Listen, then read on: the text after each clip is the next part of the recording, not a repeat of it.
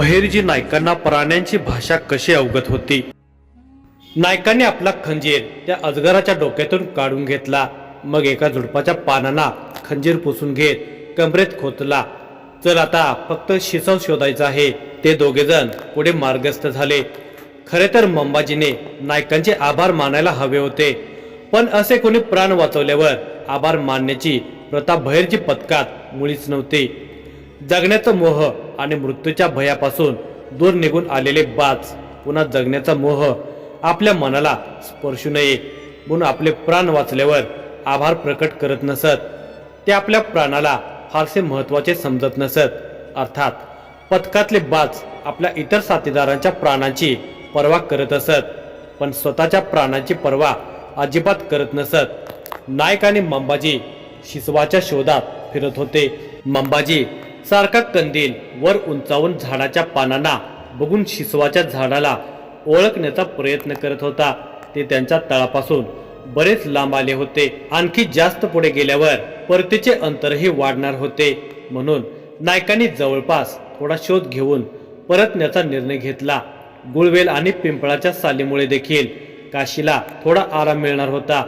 उद्या प्रवासात शिसवाचा शोध घेताच येणार होता, पण तरी सुद्धा आता शेवटचा प्रयत्न म्हणून नाईक थोडे पूर्वेकडे झुडपांच्या दिशेने शिसवाचा शोध घेऊ लागले होते।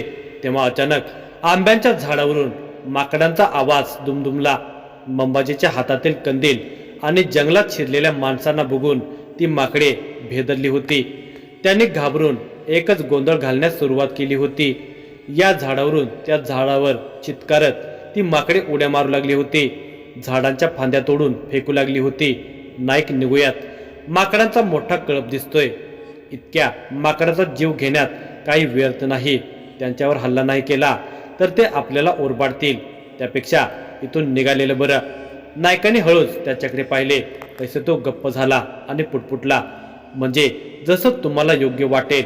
नायकाने झाडावर माकडांकडे पाहिले आणि एक वेगळ्या प्रकारचा आवाज काढला। तो आवाज काहीसा त्या माकडांच्या चित्काराशी मेळ खात होता। नायकाने 2 वेळा तो आवाज काढल्यावर ती माकडे शांत झाली। त्या जंगलामध्ये अगदी क्षणातच शांतता पसरली। मंबाजीने आश्चर्याने डोळे मोठे केले। मग नायकाने एक आणखी वेगळा आवाज काढला। आता हा आवाज आधीच्या आवाजापेक्षा भिन्न होता। तो आवाज ऐकून ती माकडे उड्या मारत आपापल्या जागेवर जाऊन एकमेकांना बिलगून बसली। मंबाजी आ वासून बघतच होता। त्याच्या डोळ्यांची पापणी लवतच नव्हती। नायकाने त्याच्याकडे पाहिले आणि विचारले, चल निघूयात। नाईक चालू लागले, नाईक हे काय होतं? मी त्यांची समजूत काढली। त्यांना सांगितलं की आम्ही तुमचे शत्रू नाही आहोत, आमच्यापासून तुम्हाला कसलाही धोका नाही। नायकाने स्पष्ट केले, म्हणजे तुम्हाला प्राण्यांची भाषा बोलता येते? मंबाजीच्या प्रश्नावर नायकाने हळूच स्मित करून होकार दिला आणि ते पुढे चालू लागले। मंबाजीला आश्चर्याचा मोठा धक्काच बसला होता। तो एका मोठ्या रहस्याचा साक्षीदार होता। नाईक पुढे चालत होते। मंबाजी आपल्या हातातला कंदील उंचावून त्याला मार्ग दाखवत होता, पण त्याला अचानक अनेक गोष्टी आठवत होत्या। प्रशिक्षण घेत असताना कोणीतरी त्याला सांगितले होते की बहिर्जी नाईक पशु पक्ष्यांची भाषा जाणतात। तेव्हा त्याला त्या गोष्टीवर विश्वास बसला नव्हता। आतापर्यंत तो ती गोष्ट विसरला देखील होता, पण आज नायकाने ती जादू प्रत्यक्ष दाखवल्यावर अचानक त्याला ते आठवले होते। मगाशी त्या गरुडाला नायकाने एक आवाज करून काहीतरी इशारा दिल्याचेही आठवले। मगाशी नाईक त्या गरुड पक्षाशी काही बोलले असावेत का, पण त्यांनी त्याला काय सांगितलं असावं? नायकांच्या एका आवाजानं तो गरुड पक्षी कसा उडून गेला, तो मनोमन विचार करत होता। त्याचे विचार चक्र सुरूच होते। तेव्हा नायकांच्या आवाजाने तो भानावर आला, मंबाजी ते बघ, त्या पळसाच्या झाडाच्या आड शिसवच आहे, कंदील आणखी उंचाव। नायकांच्या आदेशाचे पालन करत मंबाजीने कंदील उंचावला। हो, ते शिसवच आहे, नाईक पुटपुटले। नाईक शिसवाच्या सालीला खंजराने काढून बटव्यात टाकू लागले।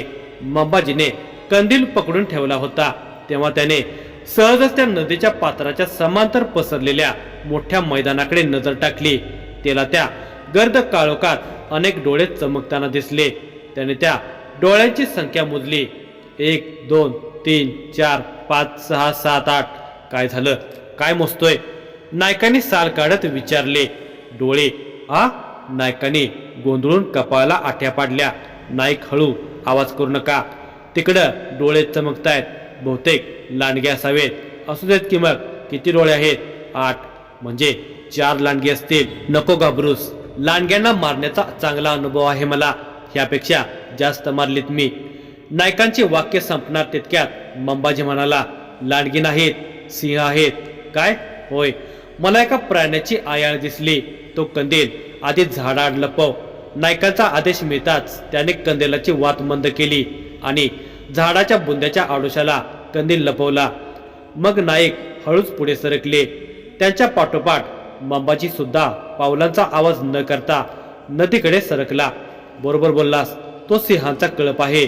एक मोठा सिंह आणि 3 सिंहिणी. त्या मोकळ्या गवताळ रानावर पडलेल्या चंद्राच्या अतिशय मंद चांदण्यात नायकांनी निरखून पाहिले. नाईक, मी आयुष्यात कधीच सिंह बघितला नाही. थोडं पुढे जाऊन बघू का नीट? मंबाजीला त्या सिंहांना जवळून बघण्याचा मोह आवरत नव्हता. बघ, पण सावधपणे. त्या सिंहिणी दबा धरून बसल्यात. बहुतेक नदीच्या पात्राजवळ एखादा प्राणी पाणी पिण्यासाठी पोहोचला असावा. नाईक हळूच पुटपुटत बोलत होते. नायकांची परवानगी मिळताच मंबाजी थोडा आणखी पुढे झाला आणि एका झाडाच्या आडून त्या सिंहांना बघू लागला. वा, किती मोठे आहेत हे प्राणी. तो सिंह तर भयानकच. त्याची आयाळ किती घेरदार आहे. तो स्वतःशीच बडबडत होता.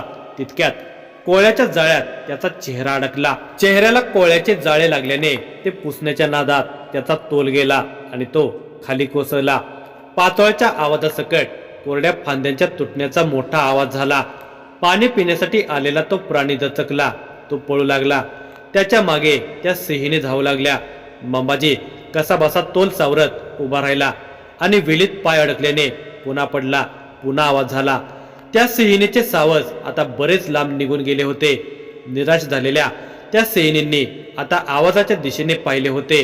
तोपर्यंत तो सिंह हळूच नीट निरखून पाहत आवाज झाला त्या दिशेने येऊ लागला होता. सिंहीने देखील सिंहाकडे धावल्या. मंबाजी त्या सिंहाच्या दृष्टिक्षेपात पडताच तो सिंह गुरकावला. आपले सुळ्यासारखे दात दाखवत तो वेगाने धावत येऊ लागला. नायकाने डोक्याला हात मारला. मंबाजी कसा बसा वेलीतून पाय सोडवून नायकांच्या पर्यंत पोहोचला. काय केलंस तू? नायकाने नाराजीच्या स्वरात म्हटले. माफ करा. मी माफ करून काही उपयोग नाही. आता संपलं सगळं.